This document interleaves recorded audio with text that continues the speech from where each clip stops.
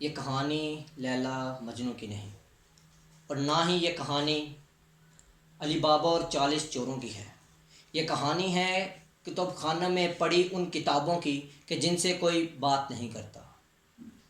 علی وقار سورج کی کرنیں جب دروازوں کی درزوں سے اندر جھانکنے لگتی ہیں تو کتابوں کی حفاظت کے لیے تعینات ملازمین کتب خانوں کے دروازے کھول دیتے ہیں۔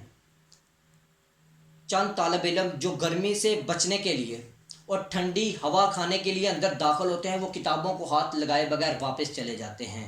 شام ہو جاتی ہے، لوگ تنہائی کو سہارا دینے کے لیے دوستوں کی بغلوں میں جا بیٹھتے ہیں اور کتابیں اکیلی رہ جاتی ہیں۔ الماریوں میں پڑے پڑے جب ان کی جلدیں چاک ہو جاتی ہیں تو ایک اندھا کباڑی صدا لگاتا ہے، خواب لے جاؤ خواب، آدھی قیمت پر لے جاؤ، آدھی سے بھی کم قیمت پر لے جاؤ، خواب لے جاؤ خواب۔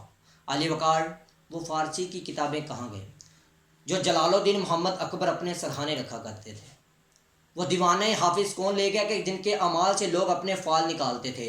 وہ مولانا روم کس بغل میں ہیں کہ جن کے شعروں سے لوگ اپنی عمریں ناپتے تھے؟ علی گڑھ جن کتابوں کے ہاتھ پکڑ کر ہم نے جنگل سے شہر تک کا سفر کیا، انہی کتابوں کے لرزتے ہاتھوں کو چھوڑ کر ہم نے مشینوں کے بازو تھام لیے، اور انہی مشینوں نے ہمارے بازو پکڑ کر ہمیں فکری طور پر اپاہج بنا دیا اور جنگلوں میں تنہا چھوڑ دیا۔